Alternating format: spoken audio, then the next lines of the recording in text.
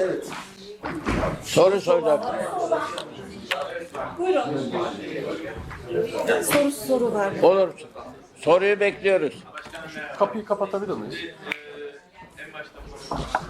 Yüksek sesle. Başta konuşmanızda dediniz ki Kürt ve Türk, Kürt de Türk. Tabii. Yani şey olarak, isimdeki Kürt ve Türk aynı kelimeler var, doğru aynı Aynen. harfler var. Ben şunu sormak istedim. Onların dili nece? Veyahut da nereden geldi onunla ilgili? Onların dili şöyle söyleyeyim. Grameri Farsça.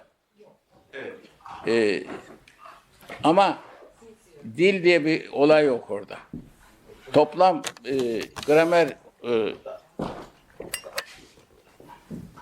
toplam dillerindeki Paris Kürt Enstitüsü'nün başkanındaki bir arkadaş bana gönderdi. Basalım kaydediyorlar. Evet. Azal Kendal. 6500 kelime vardı lügatte. Lügatin kalanlığı şunun kadar işte, bunun kadar. Bunun 4000'i yok 3800 şey çıktı, Farsça çıktı. Geri kalanı Türkçe 200 kelimede herhalde bilinmeyen ya Ermenicedir ya Süryanicedir. Yani ayrı bir Kürtçe dili Minorski'nin, kelimesi tek bir tane dahi yok. Jaban'ın Minorski'nin çalışmaları. Minorski'de de yazıyor zaten. Onda 8500 kelime var. İçine girdiğin zaman içinde %40'ı Türkçe, %60'ı Farsça çıkıyor. Farsçanın değişik lehçeleri. Dolayısıyla Fransız ne diyorlar? Jean Rouleau, Türklerin Tarihi kitabını yazmış. Orada dilde fazla şey olduğu için Farsça, Kürtlere Anadolu Farisileri, Farsları diyor. Ancak bu tümden yanlış. Birincisi, girin eski Türk kayıtlarına, taşlardaki Kürtleri orada kendisinden sayan şeyler var.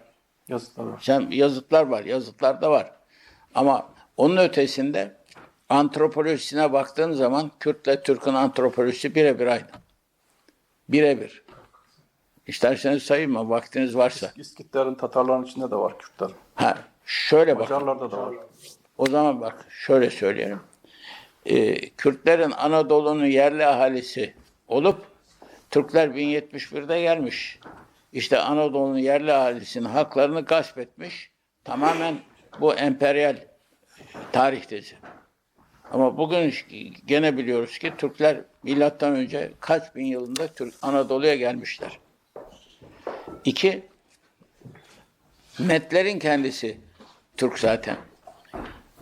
Bahtiyar İskitlerin bir kolu. İskitler bir kolu oldu. Hatta şöyle başkanım şurada şeyim arıyor. Ha.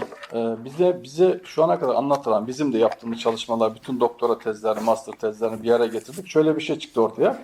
İskitler milattan önce 8. 9. yüzyılda tarih sahnesinde veya bu tarafta gözüküyor. Pontiya bozkırları, Ukrayna, Kazakistan arasında. Milattan sonra 2. yüzyıla kadar, yani 10 asırdan ele alınıyor. Dolayısıyla 3000 yıllık. Ama mesela Babilli tarihçi Brezus milattan önce 2486'da İskit Bayramı'ndan bahsediyor. Tabii. Bu İskit Bayramı da ne için? Medlerden kurtuluş için. Yani Medler Babil'i işgal etmişler uzun bir süre.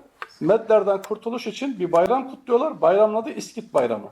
Zaten Herodot da yazmış, eski Avrupa bilginler de yazmış. Med dediğin İskit'tir, İskit dediğin Med'tir. Dolayısıyla hem İskitlerin tarihini 4500'ü geri götürdü, hem Medlerin tarihini. Çünkü Medlerin tarihinde aynı İskitler Ya gibi Metlerin Türk olduğu kesin. dili, alfabesi Sakaca İskitçe. Evet. Dolayısıyla Evet. şimdi antropolojik yapıya baktığın zaman net olarak binlerce antropolojik yapı tamamen Türk. Aynen. Peki sizin böyle bir gözleminiz oldu mu? Yani mesela Kürt bir tanıdığınız veyahut da birisi Türk olduğunu kabul ediyor mu? Yoksa tamamen ret mi ediyor? Ya minareyi Araştırmaya onlar girmiyorlar. var Kürtlerden Türk olduğunu kabul eden çok insan var. Başta Ziya Gökalp. Ziya Gökalp. En yenilerinden de artık bir yasallanma. Ya dolu. Müsaade ederseniz o konuda iki laf etmek istiyorum. Size cevap olarak, arkadaşıma cevap olarak hem de kayda geçsin istiyorum. Şimdi Osmanlı'da Yavuz Sultan Selim'in bu Çaldıran Savaşı'ndan sonra İdrisi Bitlisi'yi Diyarbakır Kadaskeri yaptığını biliyoruz. Osmanlı'da 2 tane Kadaskeri var. Birisi Rumeli Kadaskeri, birisi Anadolu Kadaskeri. Kadılar en üst rütbesi. Bir de istisnai olarak Diyarbakır Kadaskeri yapıyorlar. Bu Diyarbakır Kadaskeri yapıldığı dönem 1517-20 arasında Yavuz öldükten sonra tekrar İstanbul'a geri çekiyorlar İdrisi'yi. İdrisi'nin fermanları ortada, her yerde var, bulabilirsiniz. İdrisi Bitlisi İran'dan Sünnileşmek şartıyla Kürtleri, Araplar, Acemleri getiriyor. 1517'den önce Anadolu'da Kürtlere ait ne bir kaya resmi, ne bir taş baba, ne bir balbal, ne bir kurgan, ne bir mimari eser, çöp dahi yok. Hiçbir şey yok. Ama 1517'den sonra İran'dan İdrisi Bitlisi'nin getirip de Akkoyunlu ve Karakoyunlu Türkmenlerin topraklarına el koyup ki Kerkit'ten Hakkari'ye kadar Akkoyunlu, Karakoyunlu başkenti de Diyarbakır, bunların topraklarına el koyup 3 taksim edip birini getirdiklerine direkt verip diğerini icar karşılığı verip diğerini uhdesinde tuttu Osmanlı. Türkmenlerin de bir kısmı buradan Şah İsmail'e gitti. İran'a gittiler. Afşarlar, özellikle Karakoyunlar, Akkoyunlar. Burada bir şey var.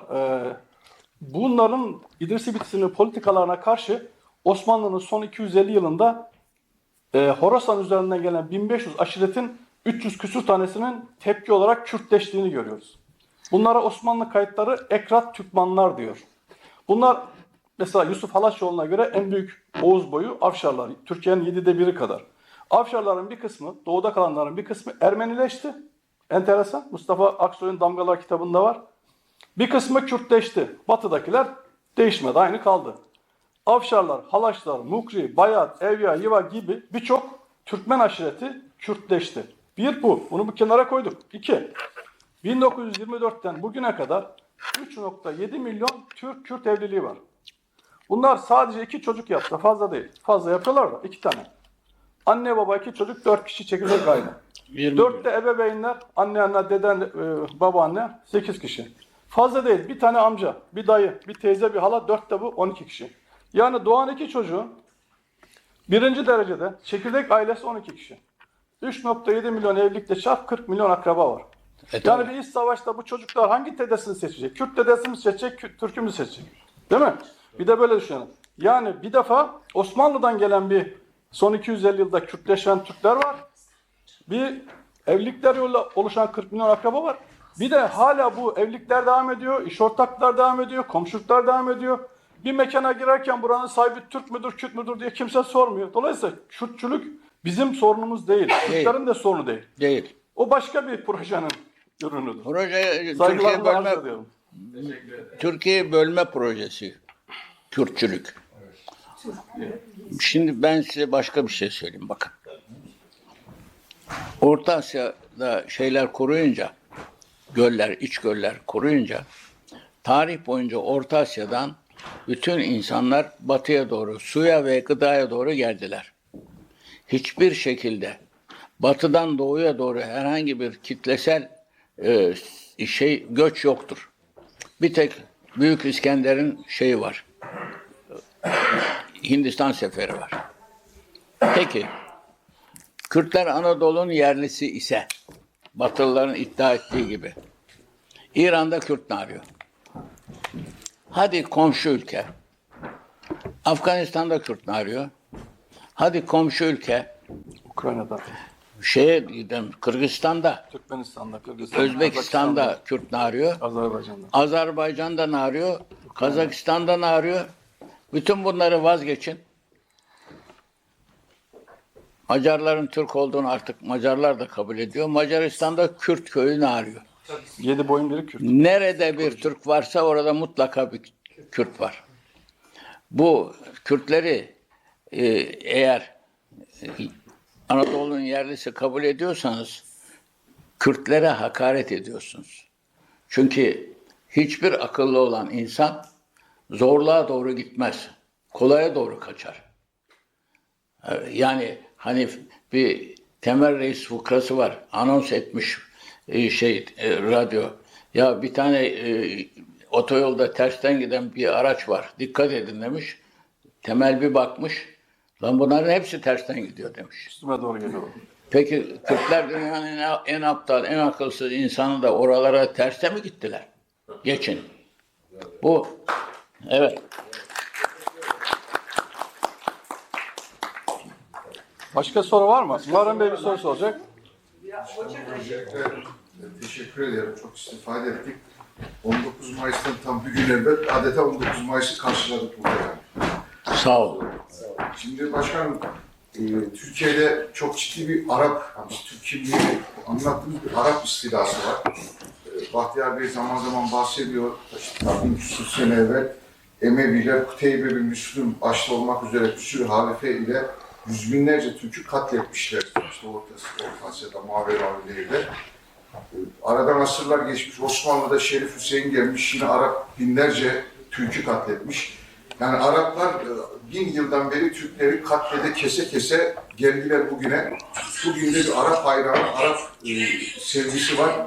Okullarımızda Arap istilası, nüfusumuzda Arap istilası, tabelalarımızda Arap istilası. Ben bu anlattığımız Türk kültürünün korunması için bu Arap istilasının işgali bitmesi gerektiğini düşünüyorum. Bu konuda neler tavsiye edeceksiniz? Şimdi Hz. Muhammed Arap olduğu için Türkler İslamiyet'e geçtikten sonra Araplara her zaman için dini kaygılarla hep saygı duymuşlar.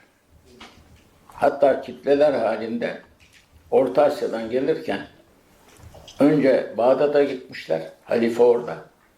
Ama halifeler, Arap halifeler hepsi o kitle halinde gelen Türkleri Bizanslı araya yerleştirmişler. Ve bunlara da mevali demişler. Mevali yani esir, alçak, yani kötü anlamda kullanılan. İnternete girerseniz mevalinin ne olduğunu görürsünüz.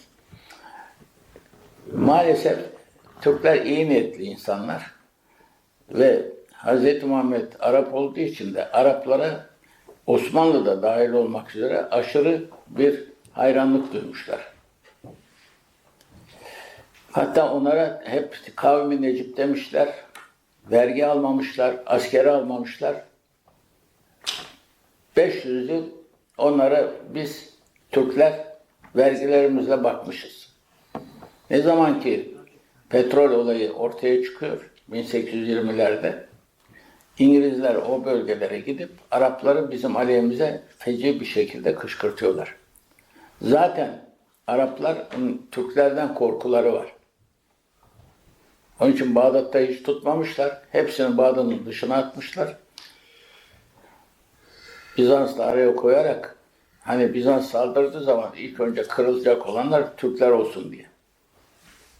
Bu hep öyle devam etmiş gelmiş. Kendilerine Yavuz Sultan Selim zamanında da halifeliği ilan etmiş Yavuz Sultan Selim. Araplar halifeliği kabul etmemişler. Türkler mevaliden halife olmaz demişler. O da 2-3 bin Arabistan'dan getirmiş. 2000. Efendim? 2000 ulema. Ulema getirmiş. Onlara para vermiş, işte yer vermiş. Onların yazdıkları mektuplarla, güzellemelerle ancak halifeliği Türklere vermişler. En sonunda da Birinci Dünya Savaşı'nda açılmış. Cihad-ı Ekber, Hz. Muhammed'in bayrağı açılmış. Araplar tersine davranmışlar. Hicaz isyanı.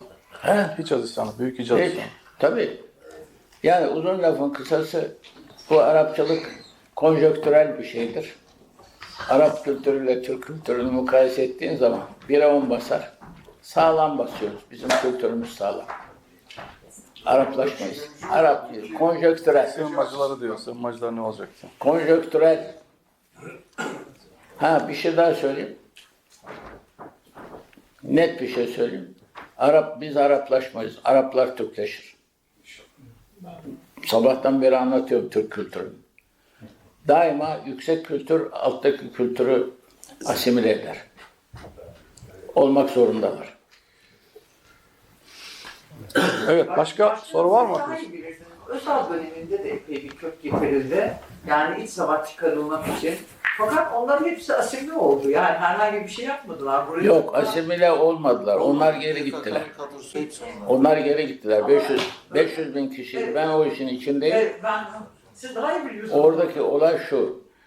Irak'tan gelen Kürtlerle bizim yerli Kürtler arasında kültür çatışması çıktı. Dilleri de farklı. Onun için geri gönderdiler. Buradakilerle anlaşamadılar yani. Diller de farklı, anlaşamıyorlar. Bir proje Türkiye'ye Evet, getiren. Bugün Van'dan giden bir adam Erbil'de Kürtçe konuşup birbirine anlaşamıyorlar. Zor Evet, başka soru varsa? O zaman Peki, teşekkür ediyorum. Şimdi çok teşekkür ediyoruz tekrar hocamıza, Sayın Dalan'a. Türk Hakları Konseyi Genel Başkanı Sayın Mahmut Oral'ı davet ediyorum sahneye lütfen. Gelirlerse Sayın Dalan'a plaketimizi takdim edecekler efendim. Kameranın önüne geçelim. Söyleyeyim mi? Nerede kamera? Şöyle, Mahmut abi. Mahmut Bey gel. Teşekkür ederim. Sağ olun. Ben çok teşekkür ederim. Bir tane daha.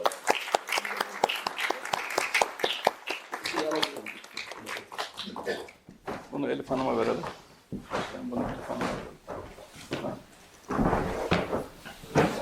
Bu da Türk Halkları Konseyi olarak size takdim etmeyi düşündüğümüz derin bilgilerinizle bizi onurlandırdınız. Evet, bu Atatürk'ü çok bayıldım.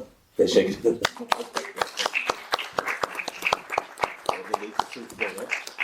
Türk tarihi çok büyük insanlar yetiştirmiştir. Çok büyük kültür adamı, bilim adamı, devlet adamı ama bir numarası bu. Tabii. Bilim adamı.